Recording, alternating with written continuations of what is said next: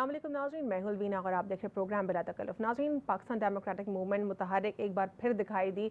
PDM का initially ये plan था, ये एजेंडा था कि वो पाकिस्तान तहरीक इंसाफ की हुकूमत को गिरा देंगे, लेकिन हमने ये नहीं देखा कि किसी भी किस्म की प्रोडक्टिव अपोजिशन खड़ी हुई या फिर अपोजिशन में इत्तेहाद देखा गया। इस बार मौलाना फजलुर रहमान साहब एक बार फिर शहबाज शरीफ साहब के साथ खड़े हैं और वो ये मुतालबा करते हैं कि हुकूमत को जल्द से जल्द इलेक्शंस कराने की और फिल फॉर कराने की सख्त ज़रूरत है। साथ ही साथ पीडीएम का ये भी कहना है कि इस मुल्क में बदतरीन हालात हैं, चीनी महंगी, आटा महंगा और साथ ही साथ महंगाई बहुत ज़्यादा बढ़ती जा रही है और इंस्टीट्यूशनल इश्यूज़ के ऊपर भी उन्होंने जो है तहफ़्फ़ुज़ात का इजहार किया। साथ ही साथ उन्होंने ये जो है खौफ ज़ाहिर किया कि पाकिस्तान जो है, एक बार फिर उन्होंने ये खौफ ज़ाहिर किया कि पाकिस्तान सेफ हैंड्स में नहीं है। लेकिन सवाल यहाँ पर ये पैदा होता है कि यही अपोजिशन पार्टीज़ जब हुकूमत का हिस्सा रहीं, जब इनके पास इक़्तिदार रहा, क्या इन्होंने इन तमाम तर इशूज़ को एड्रेस किया या नहीं। साथ ही साथ एक और बड़ा मामला मुल्क में डिस्कस हो रहा है पेंडोरा पेपर्स के ऊपर। ना सिर्फ पाकिस्तान में बल्कि पूरी दुनिया में पेंडोरा पेपर्स के ऊपर जो है डिबेट हो रही है। 115 कंट्रीज से सहाफ़ियों का एक मजमुआ, 117 कंट्रीज से पर्टिकुलरली, और साथ ही साथ 115 मीडिया आउटलेट्स इसमें इन्वॉल्व हैं और साथ ही साथ 600 से ज़ायद जो सहाफ़ी हैं, जर्नलिस्ट, वो भी इसमें इन्वेस्टिगेशन में उन सब का एक इनपुट रहा है। तो ये एक कैटेगोरिकली क्लियर और फाइनेंशियल डॉक्यूमेंट्स को रिवील करने के बाद ये सामने पेंडोरा पेपर्स रिवील हुए। इसमें बहुत सारे पॉलिटिशियंस और सेलिब्रिटीज़ के नाम मौजूद थे। इसमें पाकिस्तान से इस दौर हुकूमत में जो पॉलिटिकल मेंबर्स हैं उनके भी नाम हैं, साथ ही साथ PMLN और पाकिस्तान पीपल्स पार्टी की तरफ से इसमें भी लोग शामिल हैं। अब सवाल ये पैदा होता है कि पेंडोरा पेपर्स क्या इलीगल है? पेंडोरा पेपर्स में जो ऑफशोर कंपनीज का जिक्र किया गया है, क्या ऑफशोर कंपनीज होना इलीगल है? ये मेन कंसर्न है। लेकिन ये बात तो बहुत क्लियर है कि ऑफशोर कंपनीज होना एक जुर्म नहीं है, किसी भी किस्म का क्राइम नहीं है। लेकिन आखिर क्यों इसके ऊपर इतने सवालात उठ रहे हैं, इसको जानने की कोशिश करेंगे। साथ ही साथ मजीद मनी लॉन्ड्रिंग केस के हवाले से भी गुफ्तगू करेंगे शहबाज शरीफ साहब के। सर, सबसे पहले प्रोग्राम में आपको फॉर्मली वेलकम करते हैं। अस्सलाम वालेकुम। जिस तरह हमारे प्रोग्राम में justice retired justice Khwaja Sahab मौजूद होते हैं, उनसे आज भी हम डिटेल पॉलिटिकल मामलात के ऊपर डिस्कशन करेंगे। सर, सबसे पहले मैं आपसे डिस्कस करना चाहूँगी पीडीएम के हवाले से। पीडीएम जो है इकट्ठी इसीलिए हुई थी कि वो हुकूमत को टफ टाइम देंगी, लेकिन ऐसा हुआ नहीं, सिर्फ और सिर्फ उनकी बातें होती रहीं। फिर सेनेट इंतखाबात के बाद कुछ और देखा हमने। पीडीएम की बहुत खुशकिस्मती है कि उनसे पहले अवाम खुद निकलना चाहते हैं। अच्छा। सड़कों पर। अच्छा। यानी तंग आमद बजंग आमद। इस वक्त लोगों के हालात इस कदर ख़राब हो गए हैं महंगाई की वजह से और लॉ एंड ऑर्डर की जो सिचुएशन। क्या कोविड ने भी इसके ऊपर जो है ज़्यादा इम्पैक्ट क्रिएट किया? तेल डाला है। अच्छा, हाँ, ठीक है। और सर, जो पुरानी पॉलिसीज़ थी, क्या उनका भी लेना देना है या नहीं? नहीं, पॉलिसीज़ का तो ये है कि अब ये जो रोते हैं, ये कहते हैं कि हमारे इतने डॉलर तो हर महीने जो है वो जो कर्जे लिए हुए हैं तो उनकी किस्तें देने में लग जाते हैं। तो अब बात यह है कि वो ये मज़ीद भी कर्जे ले रहे हैं और कर्जे ले के कर्जे अदा कर रहे हैं। इसको हम आम मार्केट में दुकानदार लोग इस तरह करते हैं, आपसे माल उधार लिया, फिर इसको नगद बेच दिया, फिर इसको उधार लिया। वो भी अपनी ज़बान में कहते हैं टोपी पहनाना, कि एक दूसरे को टोपी पहना देते हैं जी, कि आपके पैसे देने हैं तो वो दूसरे को दे दिए, दूसरे को देने हैं उसको देने हैं। अब हम भी इंटरनेशनली कर्जे देने हैं हमने, और अब हमारे हालात ये हैं कि अब हम भी IMF को टोपी करा देंगे। अच्छा, जाहिर है कि कैसे वो सर, कैसे पॉसिबल है? देनी तो है ना सर? देने तो हैं, तो हो नहीं रहे ना हमारे पास। अच्छा, तो फिर नहीं होंगे तो कुछ ना कुछ तो करना पड़ेगा। सर फिर बाकी जो एशियन डेवलपमेंट बैंक है, फिर एशियन इंफ्रास्ट्रक्चर बैंक है और इतने सारे दीगर बैंक से जो हमने कर्जे उठाए हुए हैं, वो भी हमारे लिए प्रॉब्लम है। बस वो फिर ऐसे ही होगा, एक से लेके दूसरे को दे देंगे, दूसरे से लेके उसको दे देंगे, जैसे मार्केट में होता है। जी, तो वो यही कहते हैं टोपी कराना। सर, लेकिन ये जो पीडीएम का कहना है कि चीनी महंगी, आटा महंगा, महंगाई बहुत ज़्यादा है। सर, अगर हम हर साल, आने वाले साल की अगर हम बात करते हैं, तो महंगाई तो हर साल बढ़ रही है। कोई ऐसा साल हमने नहीं सुना कि जहाँ पे हमने ये सुना हो कि जो इन्फ्लेशन बढ़ रहा था उसको कंट्रोल कर लिया गया है और जो प्राइसेस हैं वो अंडर कंट्रोल है। नहीं, ये है कि सब्सिडीज दी जाती थी पुरानी गवर्नमेंटों में। इस दफ़ा ये हुआ है कि पेट्रोल एकदम इतना ज़्यादा बढ़ गया है, तो जब पेट्रोल बढ़ता है तो फिर हर चीज़ महंगी हो जाती है। जी, तो बेतहाशा बढ़ गया पेट्रोल से। लेकिन इस दौर हुकूमत का ये इसके ऊपर काउंटर आता है। वो कहते हैं कि इंटरनेशनल मार्केट से ऑयल प्राइसेस इंटरकनेक्ट करती हैं, तो इसीलिए बाज़ औक़ात ऐसा भी हुआ है कि इंटरनेशनली प्राइसेस कम हुए हैं लेकिन वो इतने मजबूर थे कि वो टैरिफ चेंज नहीं कर पाए, लेकिन मेजॉरिटी जो रीज़न है वो यही है कि इंटरनेशनल मार्केट से कनेक्ट करती है। इंटरनेशनल मार्केट में भी महंगा हो गया है पेट्रोल, और ये तो क्लेम भी करते हैं कि हमारे यहाँ अभी भी दुनिया के बहुत मुल्कों से सस्ता है। इवन इंडिया में कहते हैं कि हमसे महंगा है, लेकिन इंडिया के रुपए की ताकत हमारे रुपए के मुकाबले में बहुत ज़्यादा है जी, तो फ़र्क है। तो अब तो बांग्लादेश का भी रुपया हमसे तगड़ा हो गया। बिल्कुल सर लेकिन ये जो गुफ्तगू की है शहबाज शरीफ साहब ने और मौलाना फजलुर रहमान साहब ने, वो इतने बड़े क्लेम्स कर रहे हैं, जब उनको खुद मौका मिला हुकूमत करने का तो क्या ये सारी चीज़ें रिजॉल्व हुई थी उस वक्त जो अब वो बेचारे मौलाना फजलुर रहमान को तो आज तक मौका ही नहीं मिला, उसको तो एक कश्मीर कमेटी मिली हुई थी। तो उसमें क्या किया उन्होंने? उसमें उन्होंने आज तक कुछ कश्मीर में काम करके नहीं दिखाया। कभी उनसे पूछ लें कि ज़रा सा 5 मिनट की तकरीर कर दें और बता दें कि कश्मीर कमेटी में 10 साल वो मेंबर रहे हैं। सारा मलबा उठा के इस दौरे हुकूमत के ऊपर डाल देते हैं। वो कहते हैं कि ये तो इस दौरे हुकूमत ने कुछ नहीं किया, इनकी वजह से आर्टिकल 370 रिवोक हुआ और ये सब अपनी कोई प्रोग्रेस नहीं बताते। इन्होंने भी देखें शोर तो काफ़ी मचाया है। अब बात ये है कि मोदी जो है वो इस वक्त वहाँ छाया हुआ है, और बात हम भूल जाते हैं। हम अब मोदी को सारा क्रेडिट दे देते हैं कि ये मुसलमानों के खिलाफ है और ये हिंदुइज्म फैला रहा है। आप अगर ज़रा सा देखें 1947 से पहले 1944 में 1934 में देखें, हिंदुस्तान में उस वक्त तो पाकिस्तान अभी नहीं बना था, तो वहाँ क्या था कि मुसलमान यूसुफ खान को फिल्म में एक्टिंग करने के लिए अपना नाम दलीप कुमार रखना पड़ता था, और मूसा रजा को अपना नाम वो रखना पड़ता था संतोष कुमार। और ये जो था मतलब ये हिंदुत्व की जो फिलॉसफी वो पहले से स्ट्रॉन्ग थी भारत में। उस वक्त भी जो हिंदुइज्म इतना ज़्यादा था कि प्रोड्यूसर जो पैसे खर्च रहा होता था तो वो कहता था कि स्क्रीन पे मैं जब खूबसूरत लड़का दिखाऊंगा और वो हीरो होगा तो उसको हिंदू होना चाहिए। तो अब वो होता था मुसलमान था, तो अब वो यूसुफ खान था तो उसे कहते थे तुम्हारा आज से नाम दलीप कुमार है। फिर वो संतोष कुमार था तो मूसा रजा था। अच्छा, तो उसका वो सैयद खानदान का आदमी था जी, तो उसको भी संतोष कुमार बना दिया। उसका छोटा भाई था इशरत हुसैन जी, तो ये बड़े अच्छे सैयद खानदान के लोग थे तो उसको भी बना दिया उन्होंने दर्पण। तो अगर आपको फिल्म में काम लेना है तो आपको अपना नाम हिंदुओं वाला रखना पड़ेगा। अच्छा, तो यानी ये उस वक्त से चल रहा था। भूल जाते हैं तो हम सिर्फ मोदी को क्रिटिसाइज करते हैं कि मोदी ने हिंदुत्व की फिलॉसफी को बढ़ावा दिया है। जी, मोदी ने उसी चीज को पिक करके रिवाइव कर दिया है। अच्छा, यानी ये रिवाइव करने वाला सिर्फ मोदी है और ये मोदी पैदा करने वाला नहीं है सिर्फ इस फिलॉसफी को। वो उस फिलॉसफी को और फरोग नहीं दे रहा, बल्कि उस पुरानी वाले जो एसेंस है उसको उसने रिवैम्प कर दिया। जी हाँ, ठीक है सर। मज़ीद अगर हम पीडीएम के हवाले से गुफ्तगू करते हैं तो जिस तरह आपने ख़ुद भी कहा कि मौलाना साहब ने भी कश्मीर कमेटी में कुछ नहीं किया, शहबाज शरीफ साहब ने ये क्लेम किया है कि हमने अपने दौरे हुकूमत में इंफ्रास्ट्रक्चर डेवलप कर दिया है सर, इंफ्रास्ट्रक्चर। लेकिन सर मैं यहाँ पे यही सवाल करने लगी, पंजाब में कहाँ काम किया? क्या सिर्फ लाहौर में काम किया है? क्या सिर्फ हमारे, अगर हम फेडरल की अपनी कैपिटल की बात करते हैं, क्या सिर्फ वहाँ पर काम हुआ है?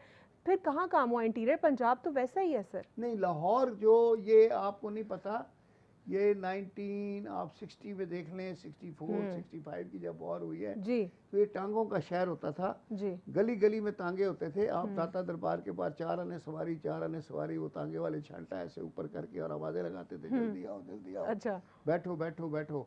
स्कूलों से बच्चों को भी तांगे लगाए हुए थे घर वालों ने, तो बच्चे तांगे में बैठ के आते थे। तो ये तांगों का शहर था। अच्छा, आज वो वहाँ मेट्रो चल रही है। ठीक, आज वहाँ ऑरेंज लाइन। लेकिन मेरा सवाल दोबारा ये, सिर्फ लाहौर को डेवलप करना, पंजाब को डेवलप करना हुआ, बाकी के जो सर बिजली नहीं है, लाहौर जो है इंफ्रास्ट्रक्चर तबाह है। लाहौर पंजाब का दिल है सर, तो क्या ये जस्टिफाइड है? तो लाहौर के बारे में इतने प्राउड हैं, वो कहते हैं जिन्हें लाहौर नहीं देखा वो जमे ही नहीं। वो करेक्ट है सर, बात बिल्कुल, लाहौर को डेवलप किया। लेकिन मेरा सवाल दोबारा वहीं आ जाता है, क्या पूरा पंजाब लाहौर को डेवलप करना काफ़ी है?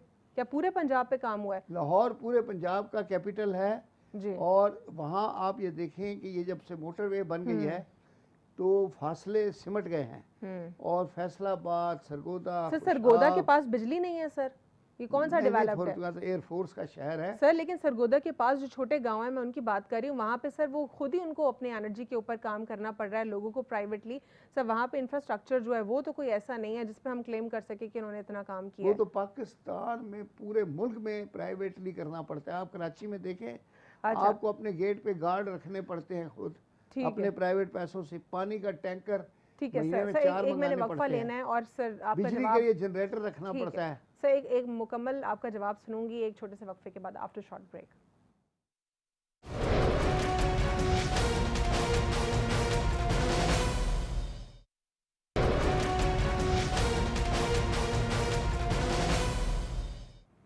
Welcome back after short break. ناظرین, بریک سے قبل ہم پروگرام میں گفتگو کرتے پی ڈی ایم کے حوالے سے. خواجہ صاحب کہتے ہیں کہ وہ کافی زیادہ سیٹسفائڈ دکھائی دیتے ہیں جو انہوں نے انفراسٹرکچر کے اوپر کام کیا پاکستان مسلم لیگ نون نے. سر لیکن ایک بار پھر میں دوبارہ وہی سوال دہراؤں گی, پورا پنجاب کیا انفراسٹرکچر یا پھر جتنے بھی ریسورسز ہونے چاہیے تھے, کیا وہ سب پورا کام کیا انہوں نے؟ درست ہے. لوگوں کا ایلیگیشن ان کے اوپر یہ ہے شہباز شریف پہ کہ وہ پورے, چونکہ وہ چیف منسٹر تھے اور ان کی کانسٹیٹوئنسی بھی لاہور تھی, تو سارے پنجاب کا بجٹ جو ہے لاہور کی تزئین و آرائش کے اوپر بنا دیتے تھے. لیکن جیسے میں نے پہلے عرض کیا ہے کہ لاہور پہ لگانے سے آپ سمجھو کہ پورے پنجاب کو سجا رہے ہیں. اچھا, کہ سارے پنجاب, لیکن دوسرے شہر کے لوگ بھی تو پاکستانی ہیں نا سر, وہاں پہ بھی ذرا دیکھ لیتے ہیں. نہیں, وہاں جیسے سیالکوٹ ہے, گجرانوالہ ہے, سب 1-1 گھنٹے آدھے گھنٹے کے فاصلے پر ہے. اور لاہور کے لوگ تو لاہور کے بارے میں اتنے پراؤڈ ہیں کہ ایک لاہوریہ مر گیا تو وہ اگلے دن اپنے کزن کو خواب میں آیا, تو اس کے کزن نے اس سے پوچھا کہ وہ سنا جنت کا کیا حال ہے, کہتا ہے ٹھیک ہے لیکن وہ لاہور والی گل نہیں. اچھا سر, ٹھیک ہے سر. دوسرے پروگرام میں اب ہم اگلی سٹوری کے اوپر جائیں گے جو کہ منی لانڈرنگ کے حوالے سے. منی لانڈرنگ کیس جو ہے شہباز شریف اور حمزہ کی ضمانت جو ہے قبل از گرفتاری میں توسیع ہو چکی ہے. 30 اکتوبر تک کی اگلی جو ہے ہیئرنگ ہے. سر یہ جو جتنے بھی انفلوئنشلز ہوتے ہیں ان کی جو کیسز ہیں وہ تو فوراً ایڈجرنڈ ہو جاتے ہیں with due respect of courts. کیا ایک عام آدمی کے لیے بھی اسی طرح پروسیڈنگز ایڈجرن ہو سکتی ہیں؟ نہیں, ایڈجرن ہونے کی کوئی وجہ ہوتی ہے, ڈائری میں لکھی جاتی ہے. کبھی تو سرکاری وکیل کو ٹائم مانگتا ہے, وہ کہتا ہے جی آج پولیس فائل نہیں آئی, آج IO نہیں آیا, کوارڈینیشن نہیں ہوتی ان کی آپس میں. اور پھر یہ کہ وہ پولیس پیپرز وہ کہتا ہے کہ آج آئی ہے, مجھے فائل ابھی ملی ہے, میں نے پڑھی نہیں ہے, I need to prepare it. اور پھر وہ وہاں کھڑے ہو کے پڑھتے ہیں اور اس کے بعد پھر وہ ڈیٹ لے لیتے ہیں, عدالت بھی ڈیٹ دے دیتی ہے. ٹھیک. سر یہ جو منی لانڈرنگ کا کیس ہے حمزہ شہباز اور شہباز شریف صاحب کے حوالے سے, آپ کو لگتا ہے کہ یہ جو ان کا کلیم ہے کہ ہمارے خلاف جو ہے سازش ہو رہی ہے, یہ درست ہے؟ دیکھیے, کیسز جب اپوزیشن میں بنتے ہیں, آج آپ وزیر اعظم ہیں اور آپ کو اتنا پروٹوکول مل رہا ہے. میں پچھلے دنوں سن رہا تھا کہ وہ ہمارے پریزیڈنٹ صاحب جو ہیں الوی صاحب, وہ گئے ہیں لاہور میں, تو کتنے ہزار پولیس والوں کی وہاں ڈیوٹیاں لگی ہیں, کتنے ASP ان کی ڈیوٹی لگی ہے وہاں پروٹوکول پہ. تو ایک بندے کا ایک دن پہلے اتنا بڑا پروٹوکول ہوتا ہے, اگلے دن وہ جیل چلا جاتا ہے اور وہاں اس کو زمین پہ سونا پڑتا ہے. تو پھر اس طرح کے جب حالات ہوں جس ملک میں کہ جو ایک دن آدمی وزیر اعظم ہے اس کو 10,000 سپاہی پروٹوکول دے رہے ہیں, اگلے دن اس کو جیل میں ڈالنے کے لیے اتنے سپاہی کھڑے ہوتے ہیں, تو پھر سوال آپ کا کیا تھا, میں بیچ میں رہ گیا. جی سر, منی لانڈرنگ کے حوالے سے تھا. وہ جو ان کا کلیم ہے وہ کہہ رہے ہیں کہ منی لانڈرنگ کے کیسز جو ہم پر بنائے گئے ہیں یہ صرف اور صرف ہمارے خلاف ایک سازش ہے. نہیں, کیس تو کیس ہوتا ہے, سازش نہیں ہوتی. جو کیس بناتا ہے اس کو ایویڈنس بھی لانی پڑتی ہے, ڈاکومنٹس بھی دکھانے پڑتے ہیں, پھر وہاں ایک جج بیٹھا ہوتا ہے. یعنی ریفرنس اتنی آسانی سے فائل نہیں ہو سکتا. نہیں, ریفرنس میں پہلے سٹیج ہوتی ہے انکوائری کی. انکوائری کو کنورٹ کیا جاتا ہے انویسٹیگیشن میں. جب انویسٹیگیشن مکمل ہو جاتی ہے تو پھر ریفرنس بنا کے چیئرمین کے آگے رکھا جاتا ہے. پھر چیئرمین اس کو سائن کرتا ہے ریفرنس کو, اور ہمارا تو چیئرمین بھی سپریم کورٹ کا جج ہے. جی ٹھیک. سر FIA جو ہے وہ بھی ان کے منی لانڈرنگ کے کیسز میں اور جو دیگر کیسز ہے شوگر مل کے, اس میں FIA بھی جو ہے اپنا کردار ادا کر رہی ہے. کیا اس وقت آپ کو لگتا ہے کہ FIA کا جو کردار ہے وہ سیٹسفیکٹری ہے, کیونکہ اپوزیشن اس کے اوپر بھی انگلیاں اٹھا رہی ہے؟ FIA جو ہے یہ فیڈرل گورنمنٹ کا انویسٹیگیشن کا ادارہ ہے.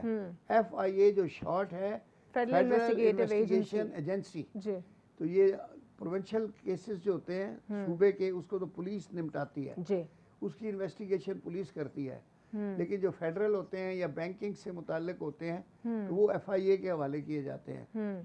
तो वो समझते हैं कि ये ज़्यादा सेंसिटिव मैटर है। अच्छा सर, हमज़ा शहबाज का भी यही क्लेम है बैंकिंग के हवाले से। अगर हम केसेस की बात करते हैं, वो कह रहे हैं कि जहांगीर तरीन साहब के केसेस में जो है जो हमज़ा साहब के जो वकील हैं तारड़ साहब, उन्होंने ये कहा है कि उनके तो सिनेरियो में ऐसा नहीं हुआ, FIA का जो क्लेम है यहाँ पे कुछ और है और FIA का कार्रवाई का तरीका एक और है। क्या ऐसा हो रहा है? आपको लग रहा है जहांगीर तरीन साहब के साथ कोई फेवरिज्म किया गया है?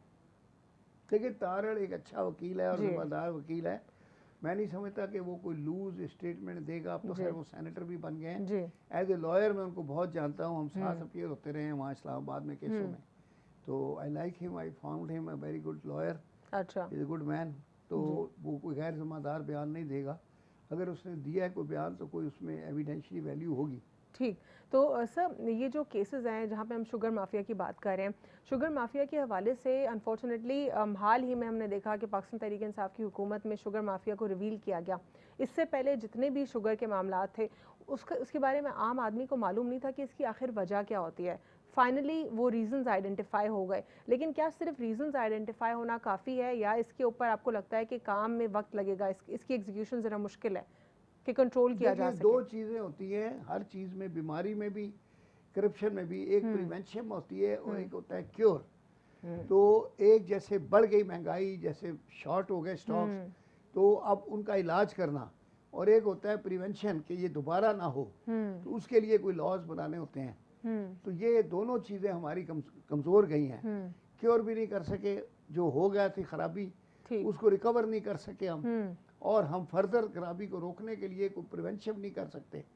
डॉक्टर बीमारी के लिए कहते हैं कि prevention is better than cure. जी जी जी, परहेज जो है वो इलाज से बेहतर है। ठीक। तो हम परहेज भी नहीं कर सके ना। अच्छा, तो सर इस शुगर के मामले में ठीक है सर, इस पूरे सिनेरियो में लेकिन आप कह रहे हैं कि जो हम परहेज़ नहीं कर पा रहे हैं, तो इस वक्त जो स्ट्रैटेजीज़ हैं, आपको क्या लगता है क्या एग्जीक्यूटिव बॉडी की तरफ से इसके ऊपर ज़रा भी काम नहीं हुआ या थोड़ा वक्त लगेगा कि सही जितने भी ये एक्सपोज हुए हैं माफियाज, इसके खिलाफ एक ऐसा सिस्टम बनाया जाए कि चीज़ें वंस फॉर ऑल एड्रेस हो जाएं?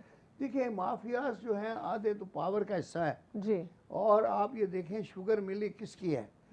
सिंध में सारी शुगर मिलें एक सियासी पार्टी के सरबराह की हैं। जी।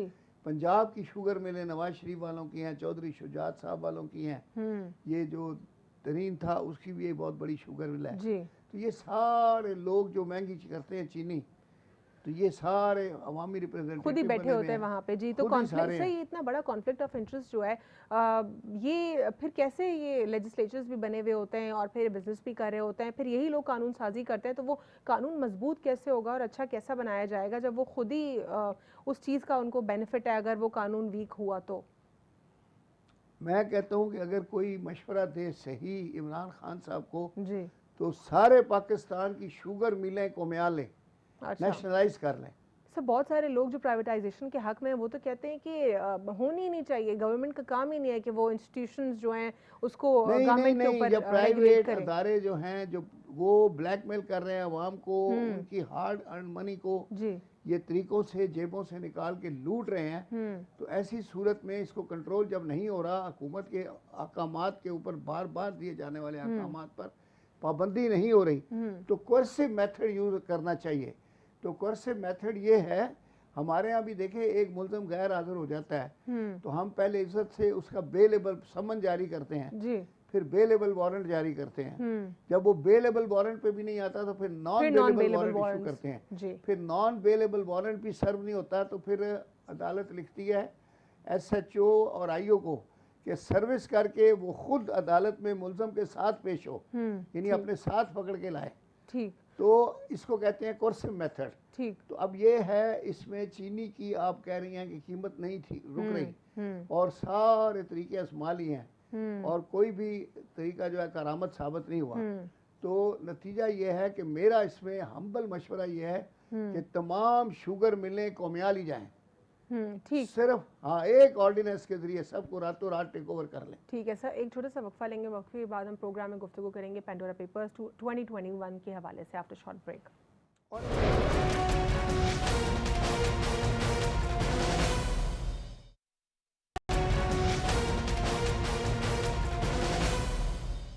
Welcome back after short break. नाज़रीन, ब्रेक से कबल हम प्रोग्राम में गुफ्तगू कर रहे थे जो डिफरेंट माफियाज़ है पाकिस्तान में, उस पर पेंडोरा पेपर्स के ऊपर भी गुफ्तगू करेंगे प्रोग्राम में, लेकिन ख्वाजा नवीद साहब जो हैं अपने जवाब को ज़रा क्विकली समराइज़ करना चाह रहे हैं। जी ख्वाजा साहब। कि मैं गुफ्तगू कर रहा था तो उसमें क्या था कि आपकी ब्रेक आ गई थी, शायद उसके बीच में आ गई थी बात। मेरा कहना यह है कि जब अगर इनको हम नेशनलाइज कर लेंगे जी, तो ये जो 100 कार्ड ओनर्स हैं इन मिलों के, जी जी, इनका 1 रुपए का नुकसान नहीं होगा, इसलिए कि ये सारी मिलें बैंकों के कर्जों से बनी हुई हैं। पैसे सारे हमारे बैंकों के लगे हुए हैं, वो सिक्योर हो जाएंगे पैसे। अच्छा, इनका कोई पैसा नहीं लगा हुआ। अच्छा, इन्होंने सिर्फ वो जमीन खरीद के बिल्डिंग बनाई है, मशीनरी कर्जा लेके लगाई है, और सारे कर्जे इन्होंने लिए हुए कई कई करोड़ रुपए के, ठीक, और सब हर मिल कर्जे से बनी हुई है। फिर ये अच्छा, सब्सिडी भी लेते हैं। एक तो मिल का केस मैंने पढ़ा, वो टोटल मिल ऑक्शन में कोर्ट से शायद 9 करोड़ रुपए से खरीदी गई थी, उसको सब्सिडी सिंध गवर्नमेंट ने 1 अरब रुपए दी। ठीक, तो ये हाल है।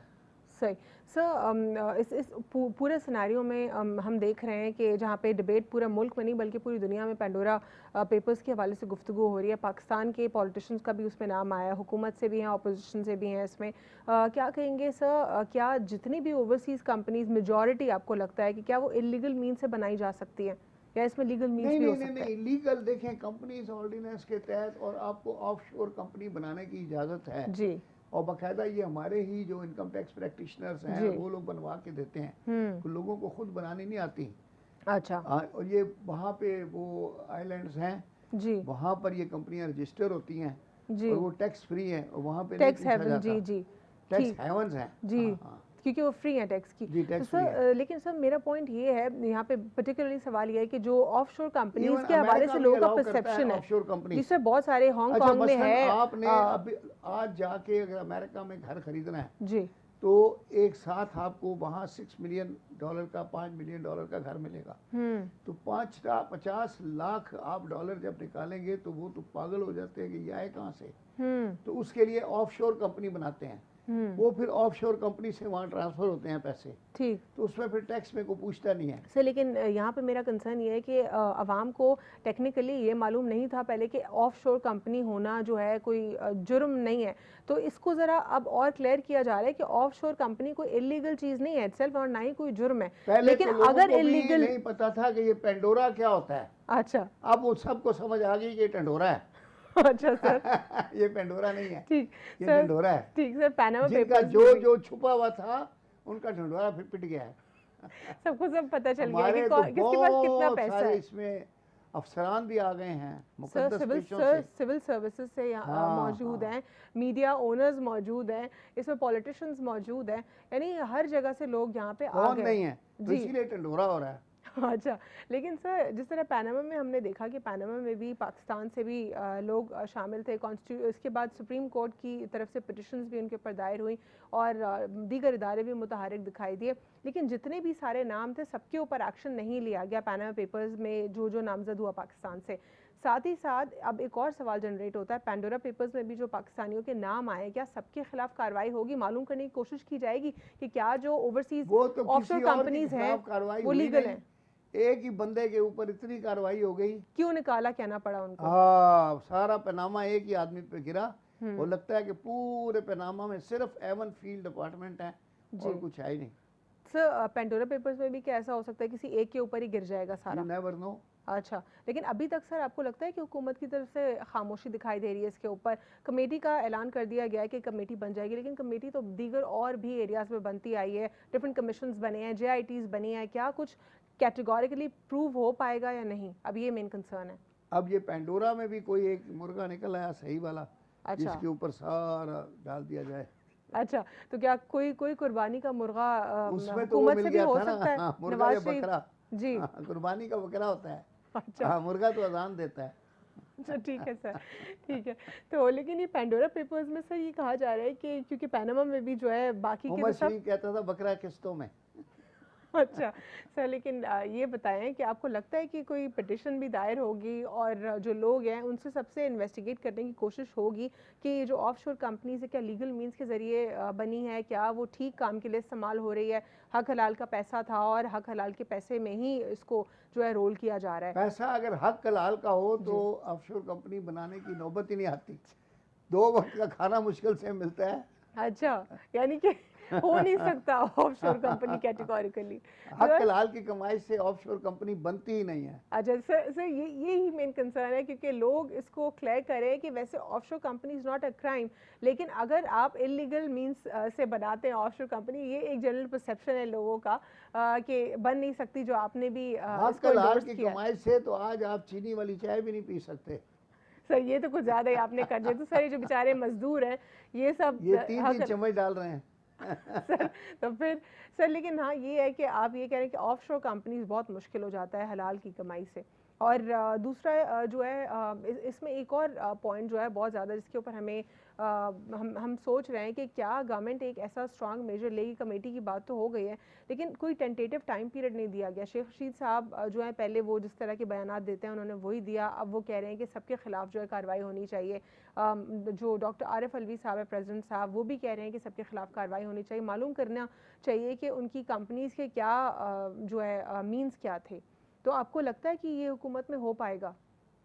بہت مشکل ہے، بہت مشکل ہے۔ اگر ہو سکتا ہوتا تو شیخ رشید کا ابھی تک بیان آ جاتا۔ اچھا سر آ گیا ہے نا، وہ کہہ رہے ہیں ہونا نہیں چاہیے۔ انہوں نے ہینڈ بریک لگا کے بیان دیا ہے۔ اچھا ہینڈ جس بریک طرح کیسے کا وہ لگتا ہے آپ بیان کو؟ دیتے ہیں، کھلا بیان دیتے ہیں۔ سر کھلا تو دیا انہوں نے کہا، وہ کہہ رہے ہیں کہ انویسٹیگیشن ہونی چاہیے سب کے خلاف۔ اچھی بات ہے، تو کلیئر ہے سر پھر تو یہ بیان تو اچھا ہے، بیان کی حد تک تو اچھا ہے نا، انویسٹیگیشن جب ہوگی پھر دیکھیں گے۔ ٹھیک ہے، تو کوئی لگتا ہے آپ کو ٹینٹیٹیو ڈیڈ لائن دے دینی چاہیے حکومت کو اس کے حوالے سے؟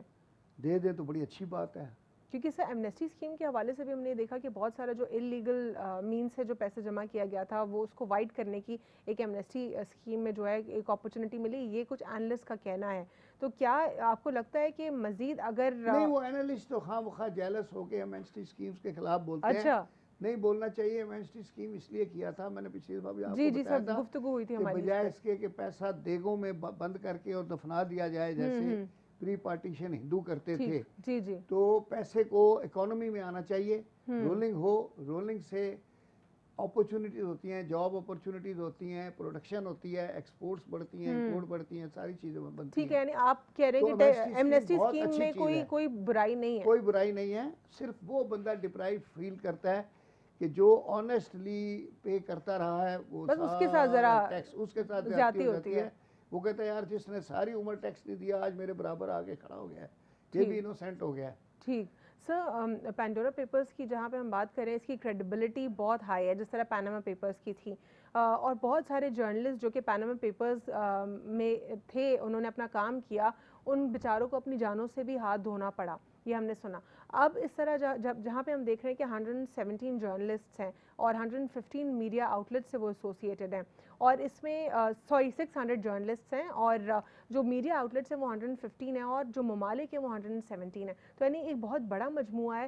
یعنی یہ کوئی 3-4 صحافیوں کا کام نہیں ہے، یہ بہت سارے ممالک کا کام ہے۔ اس میں کوئی فیک کچھ فائنینشیل ڈاکیومنٹس انوالو نہیں ہو سکتے، اس میں صداقت ہے اس چیز میں۔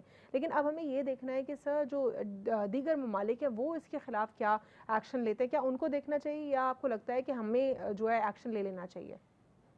نہیں دیکھیں بڑے والے کیا کرتے ہیں ان کو فالو کریں، فالو کرنا چاہیے۔ ٹرمپ کی فیملی کے بھی نام آئے ہیں۔ جی ٹھیک، تو یعنی جو بڑے ممالک ہیں ان کو ہمیں فالو کرنا چاہیے، کیونکہ ہیڈ آف دا اسٹیٹس بھی جو ہیں اس میں بہت سارے نامزد ہوئے ہیں۔ اس کا مطلب یہ کرپشن کا معاملہ، یہ انلیگل مینس اور ایسٹس منی لانڈرنگ صرف پاکستان تک محدود نہیں ہے، دیگر ممالک بھی اس میں جو ہمارے بھی انوالوڈ ہیں۔ کافی مقدس لوگوں کے نام آ گئے ہیں، جی تو ہمیں بھی وضو کر کے نام لینا چاہیے۔ ٹھیک سر۔ دوسرا یہاں پہ ایک اور عام کنسرن آتا ہے، جس طرح اگر ہم دیکھیں اپوزیشن پارٹیز میں سے بہت سارے ایسے لوگ جس طرح شرجیل میمن صاحب، بار بار ان کو حکومت میں رہنے کا سندھ حکومت میں موقع بھی ملا۔ یہ کیا مقدس سے آپ کو شرجیل کا نام یاد آ گیا؟ نہیں سر بالکل بھی نہیں، ناراض ہو جائیں گے پیپلز پارٹی والے اور زیادہ بھی۔ جی، اور دوسرا جو ہے سر یہ شرجیل میمن صاحب کے حوالے سے لائٹر موڈ میں اس میں جی سر، لیکن یہ ہے کہ میں نے جب مقدس لوگوں کا نام لیا تو آپ کو فوراً شرجیل میمن یاد آ گیا۔ سر میں کچھ اور بول دیتی پھر ناراض ہو جاتے ہیں نا مجھ سے اور زیادہ بھی مزید پیپلز پارٹی کے جو لوگ ہیں۔ سر ان کے حوالے سے کوئی ریاکشن نہیں آیا. فیصل واوڈا کا نام لیا گیا, ان کا ریاکشن آیا لوگوں کا سامنے, اور بہت سارے ایسے نام تھے وہ نام سننے کے بعد لوگوں کا ریاکشن سامنے آیا, لیکن کچھ ناموں کا کوئی ریاکشن نہیں آیا. جس طرح اسحاق ڈار صاحب کے بیٹے کا, اس پر کوئی ریاکشن نہیں آیا. اسی طریقے سے ڈار والے تو اب اس اسٹیج پہ پہنچ گئے ہیں نا کہ کر لو جو کرنا ہے. ایگزیکٹلی شرجیل میں کا بھی یہی اسٹیٹس رہا ہے, کوئی ریاکشن نہیں آیا. ہاں, تو آپ کو یہ لگتا وہ ہے تو کہ ریاکشن کیا دیں گے, وہ کہتے ہیں کر لو جو کرنا ہے. ٹھیک ہے سر, لیکن سر اس پہ جو اپوزیشن پارٹیز ہیں جو اب بھی یہی کہہ رہی ہیں کہ ہم ٹرانسپیرنٹ ہیں, ہم ٹرانسپیرنٹ ہیں, اور ایک حکومت مجھے یاد ہے ہمارے بچپن میں پنجابی کا ڈرامہ ہوتا تھا, اس میں وہ کہتا تھا, ایک کریکٹر ہوتا تھا, وہ کہتا تھا کر لو جو کرنا ہے, ایتھے تے انجی ہونا ہے. اچھا ٹھیک ہے سر, بہت بہت شکریہ پروگرام میں شرکت کرنے کے لیے خواجہ صاحب. خواجہ صاحب نے آج یہی کہا کہ بہت سارے ناموں کے اوپر کوئی ریاکشن اس لیے نہیں آیا پینڈورا پیپرز 2021 کی جو ریولیشن تھی اس میں, کیونکہ وہ نام ایسے ہیں جن کو سن کر, یا پھر جن کی جو ایک کمپٹنس لیول ہے, یا جو ان کا کام پیچھے رہا ہے بیک گراؤنڈ میں, وہ ایسا ہے کہ اگر وہ کچھ بھی کریں تو اس سے کسی کو فرق نہیں پڑ رہا, کیونکہ ان کا ایٹیٹیوڈ ایسا ہے کہ کر لو جو کرنا ہے. انفارچونیٹلی اپوزیشن جماعتیں پی ڈی ایم میں ایک ہی پلیٹ فارم کے ذریعے متحرک دکھائی دے رہی ہیں, اور وہ یہ کلیم کر رہی ہیں کہ پاکستان تحریک انصاف انکمپٹنٹ ہے اور ان سے ملک سنبھل نہیں رہا. لیکن بیک ٹو بیک جو چیزیں سامنے آتی ہیں وہ بار بار یہ پروو کرتی ہیں کہ ایلیگیشنز اب بھی اپوزیشن پولیٹیکل پارٹیز پر بھی ویسے ہی ہیں جو وہ کلیم کر رہے ہیں کہ پاکستان تحریک انصاف انکمپٹنٹ ہے. آج کے لیے اتنا ہی, اللہ حافظ, گاڈ بلیس یو آل.